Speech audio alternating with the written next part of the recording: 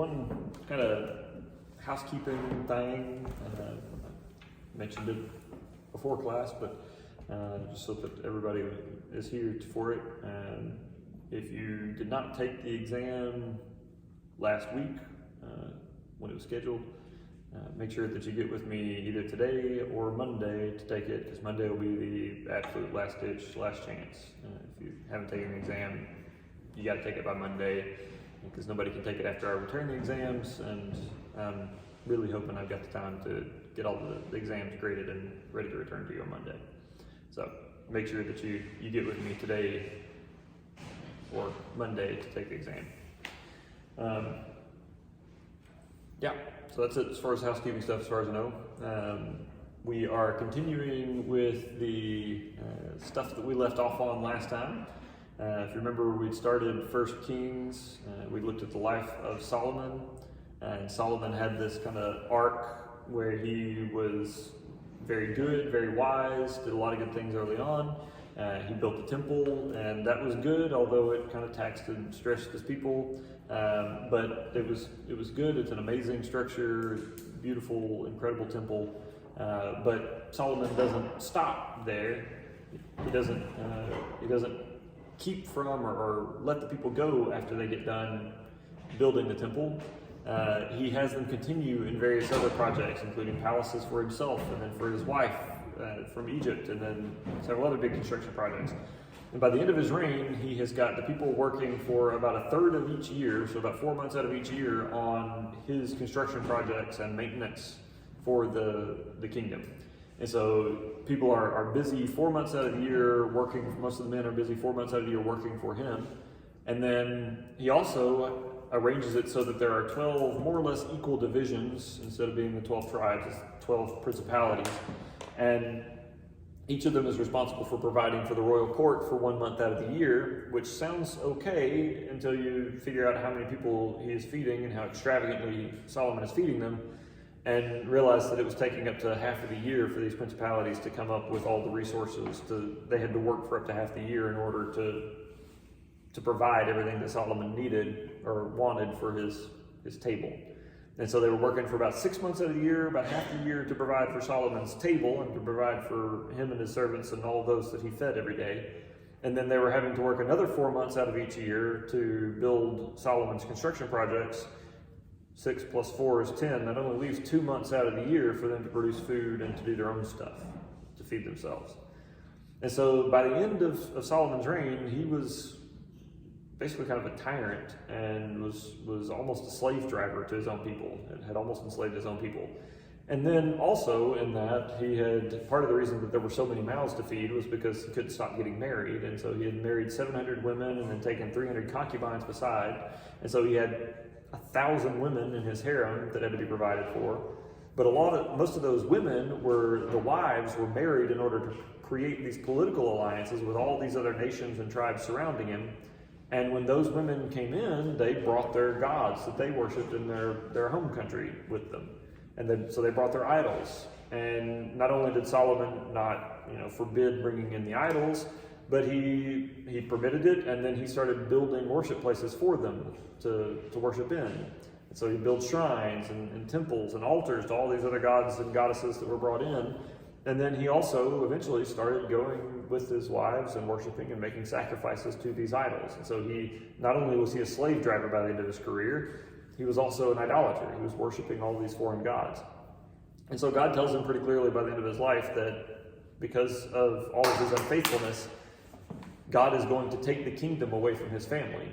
And he's going to take 10 tribes and give to somebody else. But out of respect for David, because of David's faithfulness, God won't do this during his son's lifetime, and so Solomon won't directly have to deal with it, and God won't take the entire kingdom away, but a remnant of David's line, a remnant of the kingdom will be left to David's line to remain kings. And so God makes that promise, tells Solomon this is what's going to happen, and then God sends a prophet to tell this guy Jeroboam that he's going to be the one that becomes king over that portion that God takes away from Solomon's family.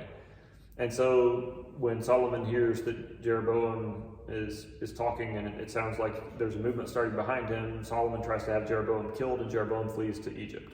That's where we left off last time, was with Jeroboam having fled into Egypt. Well, Solomon dies eventually, and his son Rehoboam, and yes, that does sound very close to Jeroboam, but you do have to keep them separate and keep them differentiated in your head, which one is which. Rehoboam, the son of Solomon, becomes king after Solomon. And technically, Rehoboam becomes king over the entire nation of Israel, but he doesn't remain that for long. And so we are transitioning into this divided kingdom period. From this point on, we're really in divided kingdom because of what happens next. Rehoboam is crowned king, and when Jeroboam hears that Solomon has died and that Rehoboam has been crowned in his place, or is going to be crowned in his place, Jeroboam comes back from Egypt and goes to meet with the leaders of the 10 tribes in the northern part of Israel. And the leaders of these 10 tribes ask Jeroboam to go on their behalf to the new king and ask for their work to be cut down. So it's basically, don't work us as hard as your father did. Don't do what Solomon did. Give us more leisure, give us more time off so that we can provide for ourselves and our families. Don't treat us like your father did. And so Jeroboam goes with representatives from these 10 northern tribes and goes to Rehoboam and asks basically that. Don't run us as hard as your father did. Give us a break. Cut back on the demands. Don't tax us as hard, and don't work us as hard. And Rehoboam hears their request, and he says, I need time to think about it. And so come back in 3 days and I'll give you an answer. And during that 3 days, he goes and he talks to 2 different groups of people. One, he talks to his advisors, the older men that had been around for a long time, that had helped to advise his father Solomon in his kingdom, in his reign, that had, they had a lot of experience with the government, a lot of experience making decisions and advising the king. So this older group. And so he goes and explains to them what the Jeroboam and the others have asked for. And these older advisors hear the request and they say, the king should listen to them. So you should listen to their request. Your father was pretty hard on him. He's worked the people very hard for a long time. They do need a break. And you should listen to them and do what they ask. And if you will serve your people today and give them what they ask for, these people will serve you forever. So if you will be their servant today, they will be your servants for the rest of their lives. They'll follow you. They'll do what you ask if you will give in to their request today. And so Rehoboam hears that advice, and then he goes and talks to his other group that he's going to talk to. And these are the young men that he has grown up with. And so these are kind of the young, noble men that he has lived among for a long time. And so it's kind of his peer group. And sorry guys, this is not going to reflect well on you. But yeah, as you'll see, it's about this age group, late teens, early 20s. They've grown up with Rehoboam, and their advice is going to be pretty terrible. But he goes and he asks the advice of his peers, the young men that have come up with him, and their advice, what they say when he explains the situation, is these people have come and complained to you about their workload already. You're their king. You shouldn't have to be their servant today. You shouldn't have to give in to them. You go and tell them how it's going to be. And so go and tell them that you think my father was bad. I'll show you how bad can be. And my father scourged you with whips. I'm going to scourge you with scorpions. It's not going to get better. I'm going to make it worse. And because they're young men and they're hyped up on testosterone or something, there has to be a penis joke in here. And so there's a penis joke in here. And they tell Rehoboam to tell Jeroboam and the others, go and say, my little finger is thicker than my father's waist. Waist is not actually what's meant there. That's an iffy translation. It's a euphemism for penis. And so what Rehoboam's friends tell him to say to all of these people is, my pinky is thicker than my father's penis. And that's supposed to show how big and bad a man he is and how much more powerful than his father he is, and don't mess with me. And so Rehoboam, in a tragic and honestly very predictable move, listens to the advice of his young friends rather than the wise counselors, and he goes and he tells Jeroboam and these advisors and the representatives of the 10 northern tribes, my pinky is bigger than my father's penis, and so your lives are about to get far worse. And so Jeroboam and the representatives of the 10 northern tribes say, all right, we're out. We're done with Jesse and his descendants. We're done with David and his family. We can do this without you. And so they pull out, the 10 northern tribes secede, and they form their own new country, and they get together and they anoint Jeroboam to be their king. And so Jeroboam becomes the first king of the northern kingdom. And there's a couple of attempts, Rehoboam makes a couple of attempts to try to get the northern kingdom back, to get the tribes back from the northern kingdom. The first is a kind of a weird move. He sends out his tax collector, because that's definitely the guy that you want to convince people to come back, right? The guy that always takes money from them. He sends out his tax collector to go and collect taxes from the 10 northern tribes. And instead of giving the tax collector money, as is intended, they give him rocks thrown at a high velocity at his head. They stone him to death. They kill the tax collector. And apparently Rehoboam is somehow connected or in the area, and he has to escape back to Jerusalem. And so then Rehoboam gets together an army to chase after the northern kingdom and to try to force them to come back. And he gets together a group of about 150,000 soldiers. It's a pretty good army to go after them. But as they're going along the way, as they're getting ready to go attack, God intervenes and speaks to Rehoboam and the army and says, basically, this is what I promised Solomon because of his actions. This is my doing. Don't go fight the northern kingdom. I've done this. Go home. And the army refuses to fight, and they all go home. And so Rehoboam no longer has an army to go impress them, to try to press the northern tribes back in. And we're told that there ends up being fighting between the northern and southern kingdom for the rest of the reigns of Jeroboam and Rehoboam, and for several of their descendants. Like for the next several generations of kings, there's pretty frequent warfare between the northern and southern kingdom. Now, these are fairly important terms and things to get here. So these things you need to know. Okay? We have two kingdoms. We're in the divided kingdom era. We have two nations, two kingdoms. And from this point on through the story, this is the way it's pretty much going to be until both kingdoms are destroyed. And after both kingdoms are destroyed, there's only a remnant of one of the kingdoms left. And so you don't have any more divided kingdom after that. But until the two kingdoms are destroyed, we have two nations, two kingdoms. And the northern kingdom, because it has 10 of the 12 original tribes, it keeps the name Israel. And so you're going to hear the word Israel, and up to this point we've been talking about Israel as basically all the descendants of Jacob, and then it was all one united monarchy, one kingdom that was all called Israel. That's no longer true. From this point on in the story, Israel is the northern kingdom, just that portion, just the northern kingdom. And so we got the 10 tribes, 10 tribes that go in the north. Those 10 tribes become the northern kingdom Israel, and they anoint Jeroboam to be their first king. The two remaining tribes are Judah and Benjamin, and of the two, Judah is huge and Benjamin is tiny. In fact, if you look in this first chapter that we're looking at in chapter 12, it's described as Rehoboam keeps one tribe for himself, and then in like the next sentence, he's raising an army from the men of Judah and Benjamin. And so Benjamin is so small relative to Judah that the author sometimes just doesn't even mention them. They get forgotten. So it's basically Judah, plus a little bit of Benjamin, plus the tiny tribe of Benjamin. And so the southern kingdom ends up being called Judah, because that is the overwhelming majority of the people in this nation are the tribe of Judah. Now, things to note about the southern kingdom, things that you got to remember, some of the differences between them. First of all, Rehoboam, not Jeroboam. Rehoboam is the first king of the southern kingdom, Jeroboam of the northern kingdom. But Rehoboam is of the line of David. David is Rehoboam's grandfather.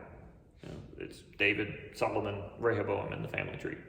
And so Rehoboam is of the tribe of Judah. He is a son or descendant of David. And all of the kings that will come after this for Judah are descendants of David. And so the southern kingdom, Judah, continues the Davidic line, the Davidic family line. And so there's one instance, one exception to this, where there is a non-Davidic descendant on the throne of Judah for a little while.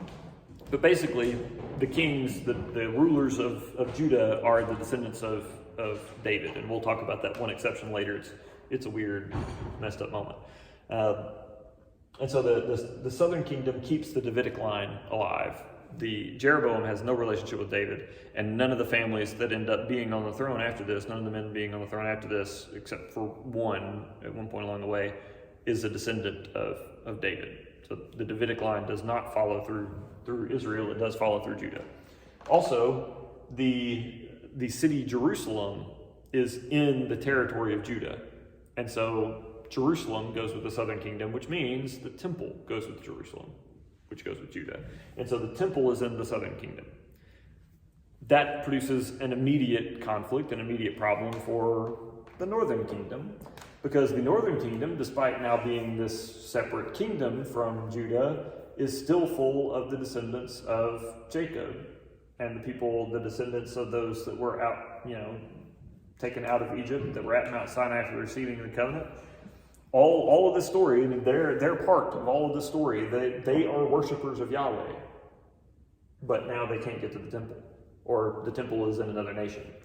And they could get to the temple. They could go and cross the boundary, cross the border, and go down to the temple to worship.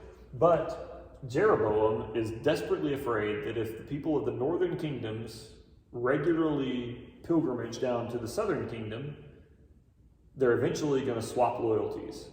And they won't want to be part of the northern kingdom anymore. Their hearts will go to the southern kingdom. Their hearts will go to Jerusalem. And they'll eventually kill Jeroboam to go back and join back with Rehoboam. And so in order to prevent that from happening, Jeroboam creates 2 new worship sites in the northern kingdom. And he creates these 2 new altars, and he builds a worship place around them, and he places golden calves in each of these 2 new worship places. And the 2 new worship places are in the towns or the cities of Bethel. Should sound familiar. The town of Bethel and Dan, D-A-N, like the tribe Dan. And so there's these two new worship sites, these 2 basically false temples that Jeroboam creates. One in the southern part at Bethel, southern part of the northern kingdom, and the other in the far north of the northern kingdom in Dan. And not only does he create these 2 temples, he puts a golden calf in each of them, and his intention is to represent God with the golden calf. But that really makes you think of another story, right? Back in Exodus. And we all know how swimmingly that turned out, right? Lots of people died. They had to drink the ashes of their idol. The tablet of the commandments was broken. Moses had to go back up and get another copy to renew the covenant, get a second chance. And now here they are again, years later, and now they're putting a golden calf in their worship places to keep them from going to Jerusalem. So they're not supposed to have any altars outside of the temple. They're not supposed to worship God and offer sacrifices elsewhere. And now they put idols, carved images, which is a violation of the second commandment, in their false temples.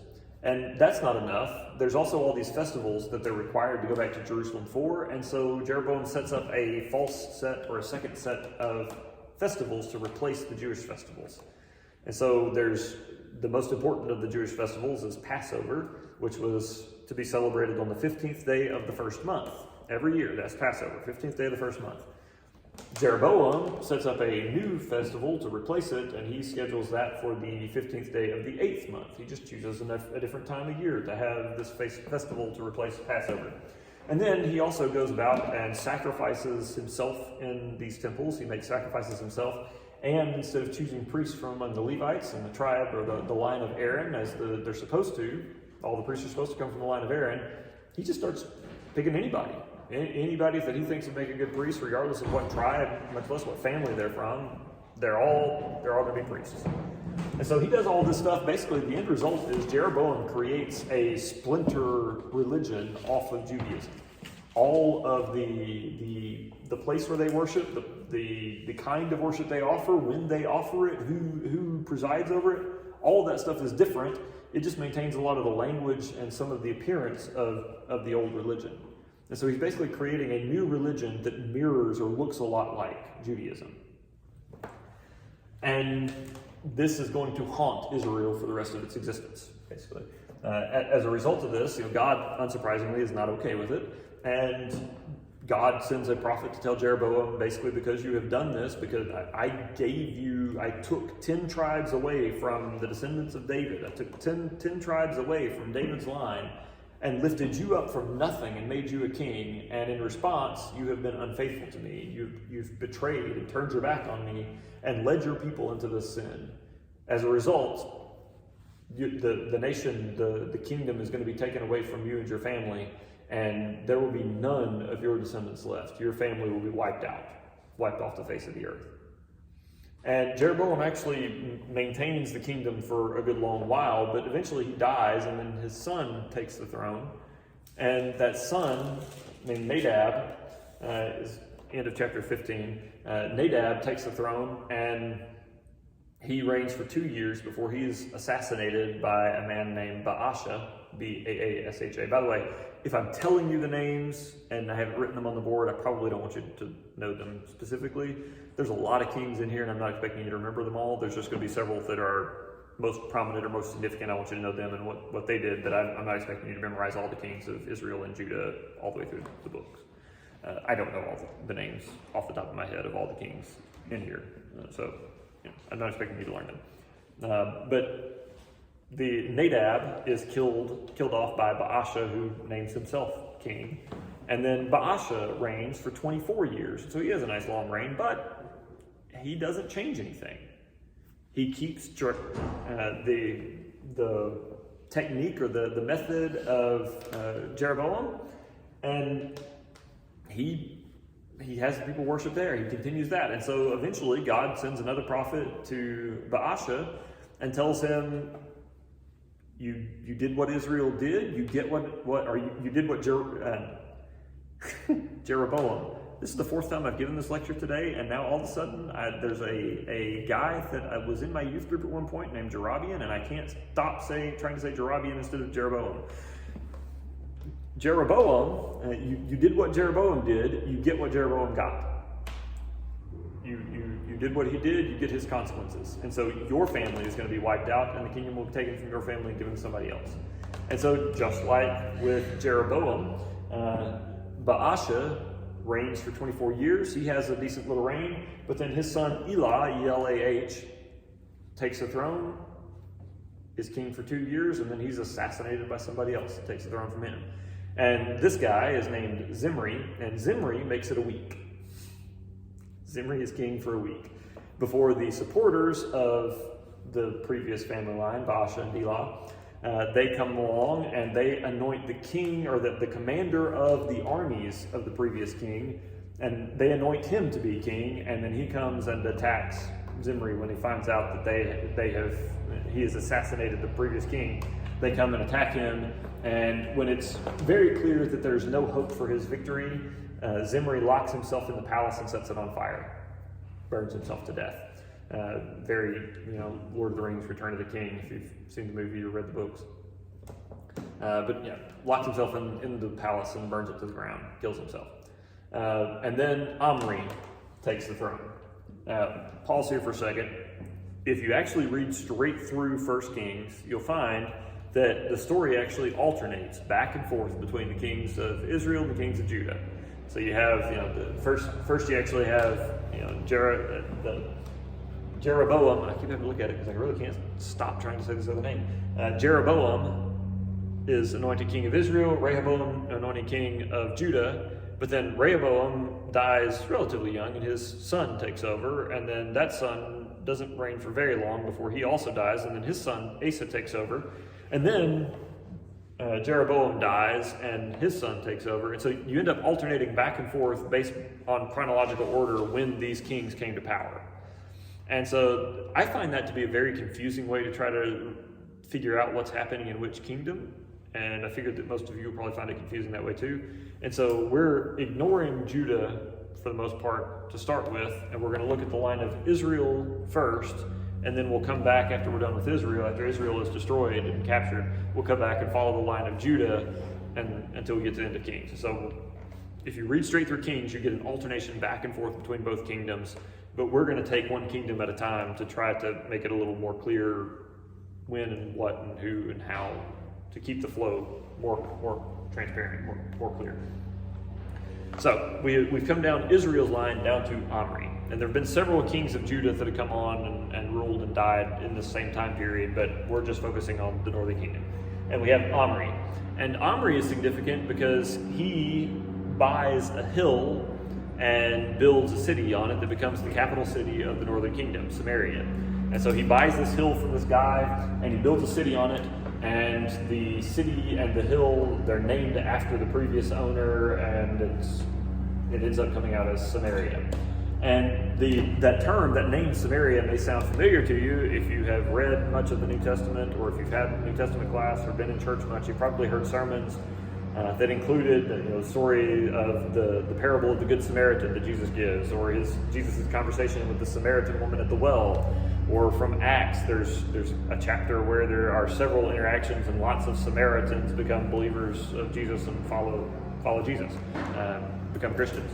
And so there's lots of occasions, or there's several stories in the New Testament connected with these Samaritans. Well, the name Samaritan comes from Samaria. And the reason that that's what you get is because the Samaritans of the New Testament are descended from the northern kingdom Israel, the capital of which was Samaria. And so that's the name that gets attached to them. And there's all this animosity and hatred between the New Testament Samaritans and the Jews. And it comes back to this history, the stuff that we've been just talking about. The Samaritans are the northern kingdom Israel, and we've already talked about how Jeroboam created this kind of splinter off of Judaism and changed a whole bunch of stuff and came up with this kind of hybrid, corrupted form of Judaism they practiced. And then over time, that in the northern kingdom, that practiced hybrid form of Judaism ends up being corrupted even more by various idol worship. And then by the very end of the kingdom, the northern kingdom Israel is destroyed by Assyria, and Assyria has this forced integration policy with their conquered peoples that require them to intermarry with various Assyrians. And so they take a lot of the people out of the area and ship them off to various parts of the Assyrian Empire, and those that remain behind are forced to intermarry with Assyrians, and there's kind of a forced assumption of customs. And so the northern tribes end up being basically abolished. They get taken out and lose their identity as the northern tribes, and they're forced to intermarry with the Samaritans. They already have this kind of corrupted, hybridized version of Jewish worship that then gets even more corrupted and syncretized when the Assyrians come in and force them to start adopting Assyrian customs. And so they end up with this religion that is very vaguely Jewish, very, very vaguely Judaism, but mostly is very different and corrupted. And they also end up being forced to intermarry with Assyrians, and so their bloodlines aren't Jewish anymore, not purely anyway. And so they end up being very mixed ethnicity. And by the time you get to the New Testament era, the Jews and the Samaritans are very much at odds, and it's over that corrupted form of Jewish worship, corrupted form of Jewish religion, and the impure racial history. Because the descendant from Jacob becomes very important to a lot of Jewish people during the exile. And so that animosity shows up in the New Testament. The Jews hate the Samaritans because of their messed up form of worship and that they're not really fully Jewish. And the Samaritans hate the Jews because the Jews hate the Samaritans, and it's really easy to start hating people that hate you. So there's all that in the New Testament, that animosity between Samaritans and Jews comes back to this story, and the capital city Samaria is where the name Samaritan comes from. So Omri buys the hill, builds the city, and makes Samaria the kind of capital of the nation, capital of the northern kingdom.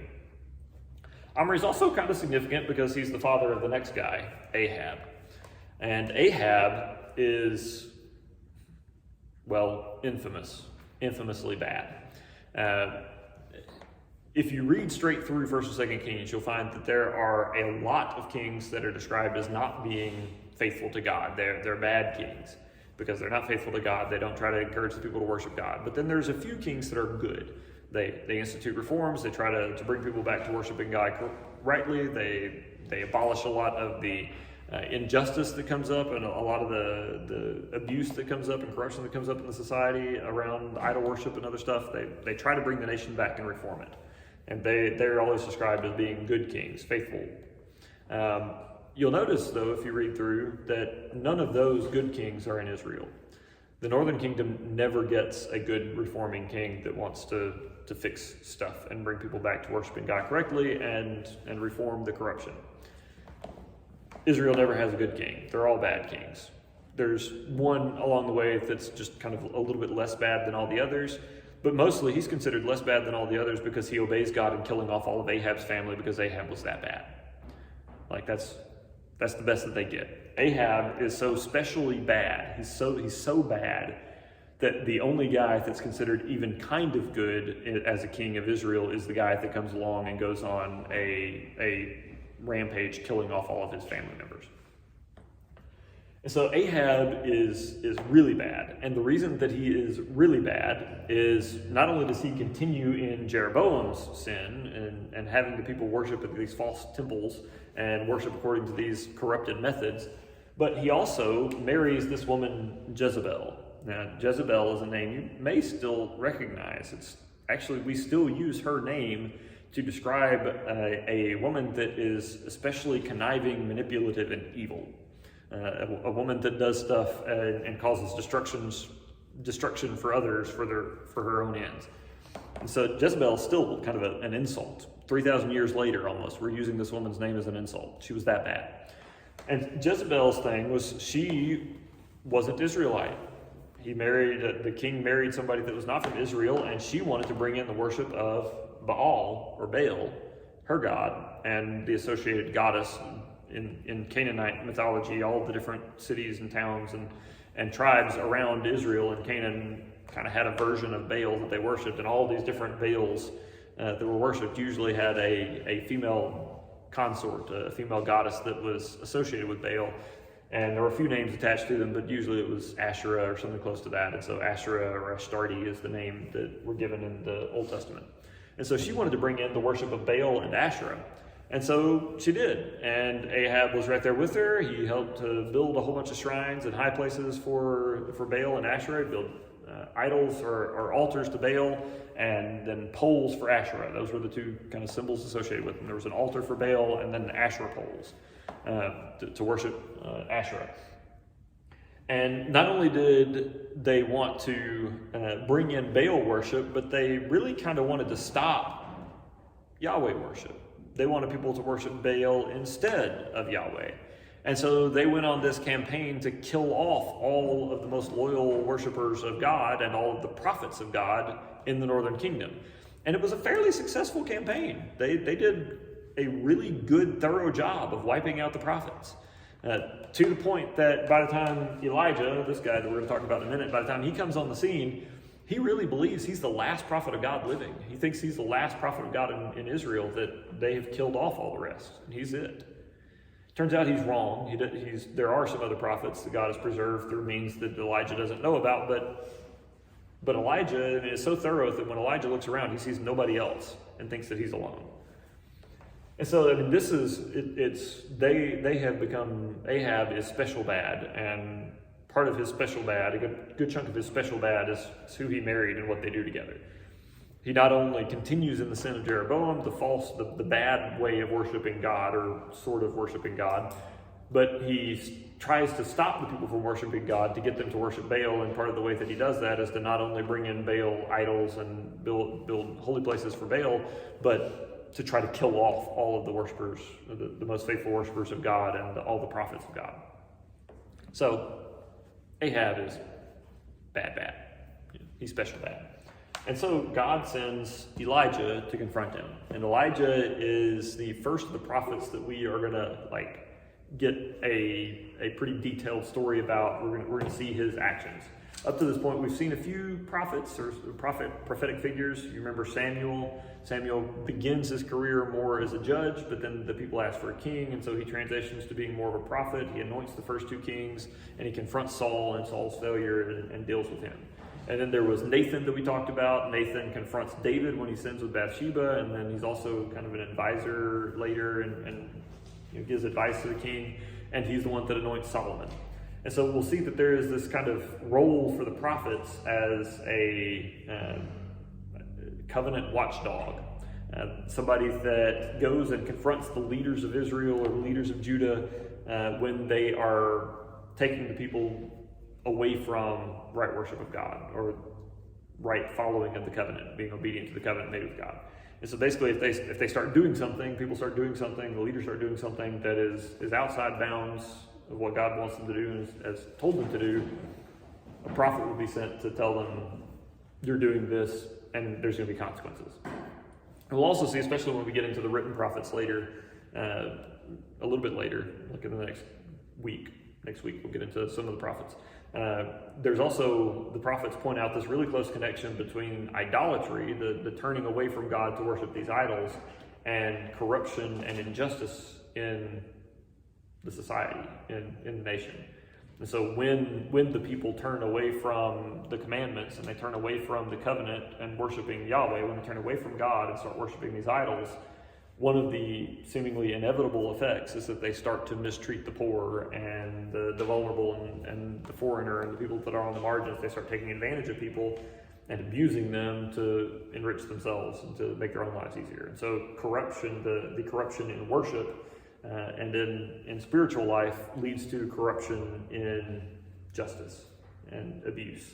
And there's always, there seems to be this really tight connection repeatedly between idolatry and injustice. And the prophets will keep pointing this out, keep coming back and pointing it out. And so Elijah is the guy that gets sent to Ahab to deal with him. And some of the most poignant and most entertaining stories in the Old Testament, especially in Kings, 1st and 2nd Kings, comes from this interaction between Ahab and Elijah and the career of Elijah. And so Elijah is sent to Ahab to confront him because of all of the evil that he's doing. And the message that he's given is to tell Ahab that basically because of all of his evil, God is not going to give rain to Israel at all until God gives the word again through Elijah. So at Elijah's word, the rain stops, and it will not be until God gives the word again through Elijah that the rain will begin again. And this drought that starts after this, it happens. Elijah leaves, the rain doesn't come again. And that drought doesn't last for a few weeks or even a few months. It actually goes on for about 3 years. And if you have any relationship with farmers or done any farming or gardening, it only takes a couple of months of no rain for your vegetables to be very unhappy and unproductive. Most of your stuff is going to die if it doesn't get rain for a couple of months. You go 3 years, nothing is growing anything. There is no food being produced. And so they have no rain for this long period, and Ahab gets it into his head that the reason that there's no rain is because of Elijah. And that Elijah, he's the one that gave the word for the rain to stop, and so he must be keeping the rain from happening, and if they can just kill Elijah, then the rain will come. The rain will start again.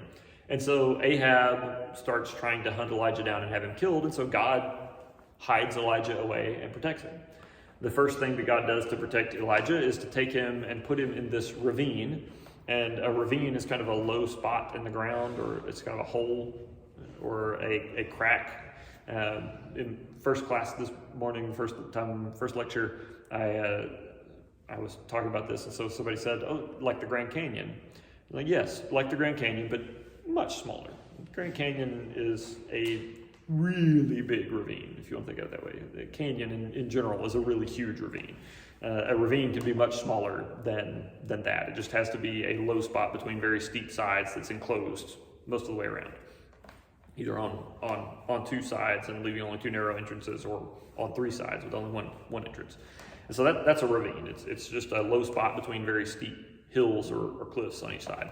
And so it's kind of a hidden spot to be, and God provides, there's a brook or a stream that is just kind of trickling a little bit of water in, enough for Elijah to drink, and God sends birds every day to come in and drop off food. And so they're bringing various things for Elijah to eat, fruits and vegetables or whatever, and meat, and so he has food. But after a while, the stream dries up, and God tells Elijah to get up and go somewhere else. In fact, he's told to go to this house to the widow of Zarephath. And Zarephath is a region outside of Israel, and so this is a non-Israelite woman, and she's a widow with a small son. And God tells Elijah to go to her house, and God will provide for him there. And God prepares the woman somehow, we're not told how, but she knows that the man of God is coming. And so Elijah gets there, and this by the way, is one of the most poignant and striking stories in the Old Testament for me. Elijah gets there and he finds that this woman, this widow, is out picking up sticks. She's gathering up sticks into a bundle. And so he arrives and he gets there and he sees her picking up these sticks and he asks her for some water. He says, would you get me a clay cup, a clay jar with some water in it to drink? And the woman agrees and gets up with her bundle of sticks that she's been gathering and goes back towards the house to get him his water. And as she's walking away, Elijah says, oh, and can you get me some bread too? Bring me a piece of bread to eat. And the woman stops, turns around and says, I have no bread to give you. I'm actually out here gathering up this bundle of sticks to go in and start a small fire. And I have one little handful of flour and just a little bit of oil in the bottom of my oil jar. It's just enough to make some dough for one small cake of bread. And I'm going to prepare that and to share it with my son, and we're going to eat it and die.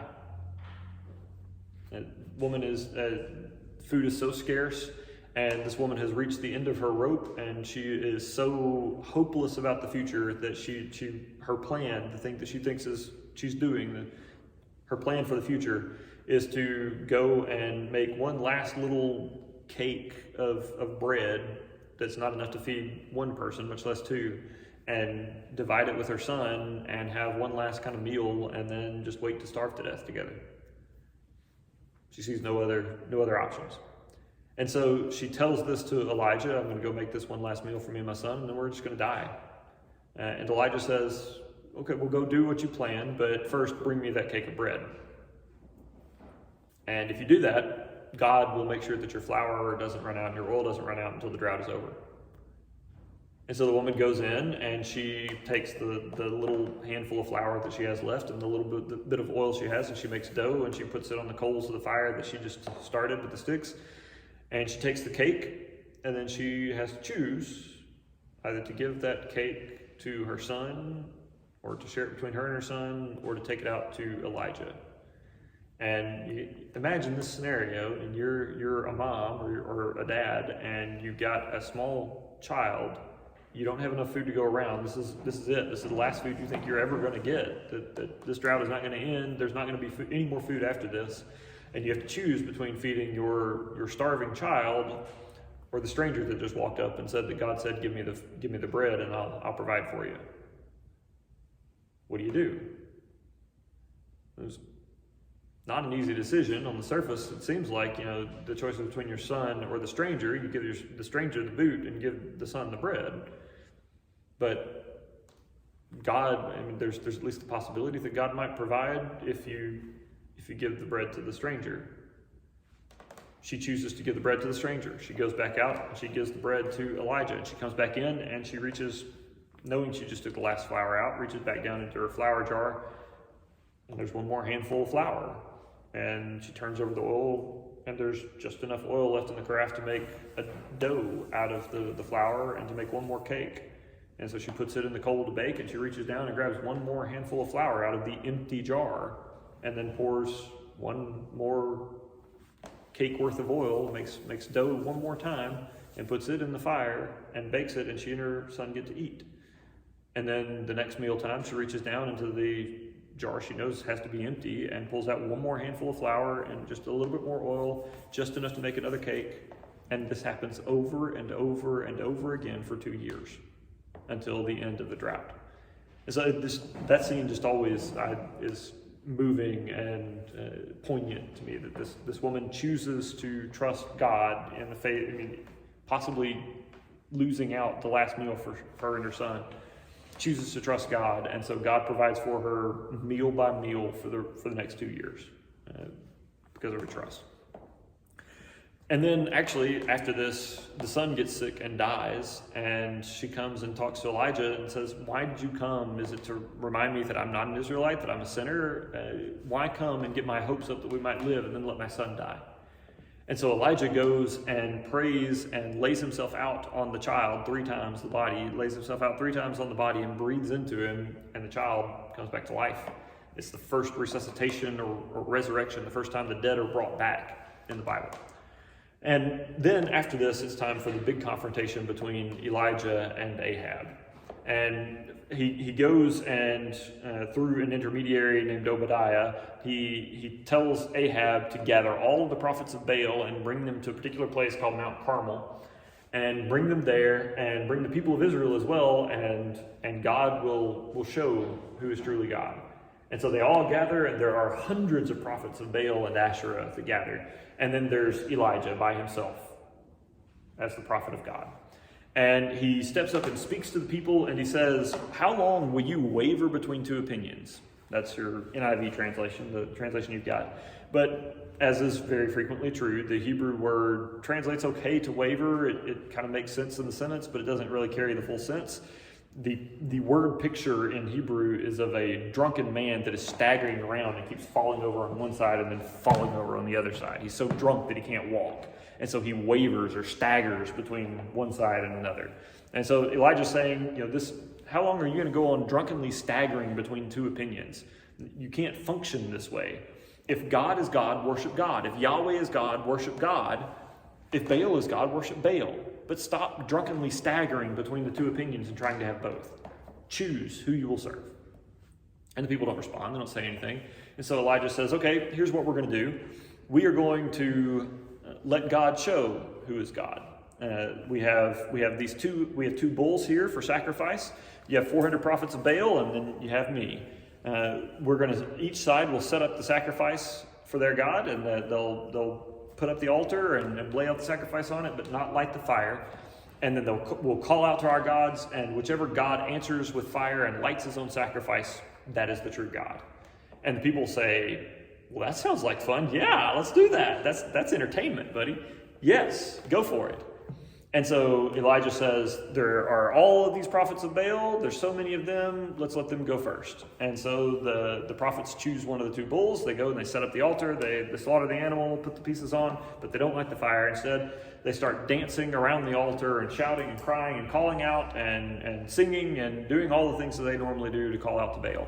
And this lasts from early in the morning until about noon. And apparently at about noon, Elijah either gets bored or he becomes supremely confident. And so he starts taunting the prophets of Baal, making fun of them for all of this crying out and carrying on and not being answered. And this is in 1 Kings chapter 18, starting in verse 27. At noon, Elijah began to taunt them. "Shout louder," he said. "Surely he is a god. Perhaps he is deep in thought, or busy, or traveling. Maybe he is sleeping and must be awakened. And so maybe your God is asleep, or maybe he's on a trip and isn't there to hear you, or maybe he's just thinking really hard about something, or maybe he's just busy." Here again, we have a word that does not translate over especially well, busy. In the Hebrew term, translated literally would be turned aside, but this is a euphemism. Guys, how many of you have been on a hike? Gone hiking on a trail?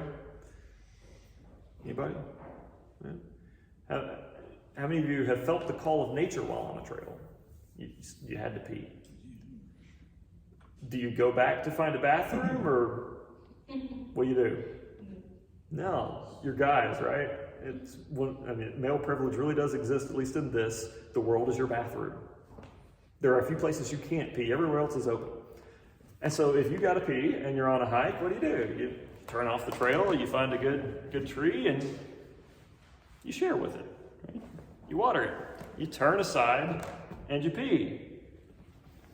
That's the euphemism. Maybe he has turned aside. What Elijah's saying is literally, maybe Baal can't answer you because he's in the bathroom.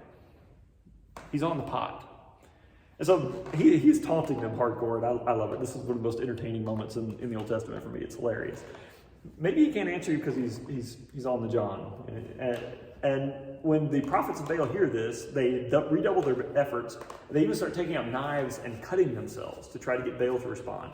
And this continues for several more hours until time for the evening sacrifice. And finally, the prophets of Baal have either given up or people aren't paying attention to them anymore. And so Elijah steps forward and he rebuilds the altar to Yahweh that has fallen into disrepair there. And he puts the wood on it, and he slaughters the animal, the bull, and puts the pieces on the altar for the sacrifice. And then he digs this trench surrounding the whole altar. And then he tells several of the people of Israel that are standing around to go and get jars of water, get barrels of water. And he has 12 big barrels of water poured out over the top of the sacrifice. And it's so much water that it soaks through all the animal parts, soaks all the wood, runs down the side of the altar, and fills up the trench that's surrounding, that he dug around it. There's no way you're accidentally lighting this thing on fire. There's no way you're intentionally lighting this thing on fire for most things. And in contrast to the 8 hours of screaming and yelling and cutting themselves that the prophets of Baal have just done to try to get Baal to respond, and Baal didn't answer. There was actually, it says in three different ways. There was no response. No one heard them. No one was listening. There is no Baal to answer them. In contrast to that, Elijah steps forward and prays like a 2-sentence prayer. It says, God, you are truly God. Show this people today that you are God and that you are calling them, turning their hearts back to you again. And as soon as he's done praying, lightning strikes the altar. And the heat from the lightning striking the altar is so intense that it not only starts the fire, but it immediately consumes the sacrifice and the wood and sets the stones on fire and causes all of the water, all of the vegetation surrounding the altar to burn off and all of the water to evaporate. It's so much that there's practically nothing left. And the people immediately start shouting out, yeah, Yahweh is God, Yahweh is God. And that's where we'll stop. And we'll pick up next time with the rest of what happens immediately after that story.